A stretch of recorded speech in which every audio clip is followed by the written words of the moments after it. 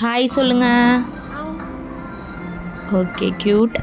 Next வீடை பார்த்தீங்களா எப்படி போட்டு வச்சுருக்காங்கன்னு சொல்லிட்டு. டெய்லி இதே வேலை தான். இப்படி பரப்பி போட்டுருவாங்க. நம்ம தான் எடுத்து டெய்லி க்ளீன் பண்ணிடுறது. குழந்தைங்கனாலே அப்படி தானேங்க. ஸோ நெக்ஸ்ட்டு பார்த்தீங்கன்னா ஓடிஜியில் வந்து எவ்வளோ டஸ்ட் ஆயிருச்சு. டெய்லி நான் க்ளீன் பண்ணிடுவேன். ஏன்னா ஓடிஜி வந்து எங்கள் வீட்டில் ஒரு ஆள் மாதிரி தான். ஸோ அதனால் ஓடிஜியை வந்து எப்போவுமே க்ளீனாக வச்சுக்கணும் அப்படின்னு சொல்லிட்டு இதை நான் க்ளீன் பண்ணிவிட்டு செட் பண்ணிட்டேன்.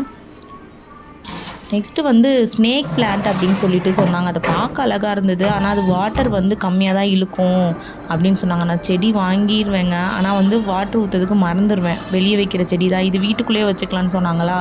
ஸோ அதனால வந்துட்டு டெய்லி இப்படி நடந்து போகிறப்பெல்லாம் இதை பார்க்குறோமா, தண்ணி இல்லையோ அப்படின்னு சொல்லிட்டு ஊற்றிடுறது.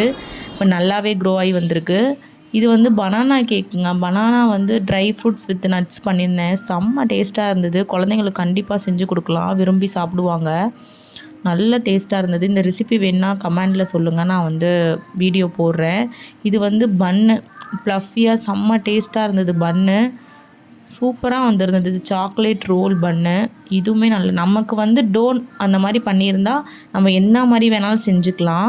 நேற்று நைட்டு திடீர்னு ப்ரொமோஷன் என் ஹஸ்பண்டுக்கு ஆயிடுச்சு. எனக்கு கேக் செஞ்சு கொடுங்க அப்படின்னு சொல்லி சொன்னாங்க. ஸோ அதனால் கேக் செஞ்சு கொடுத்தாச்சு.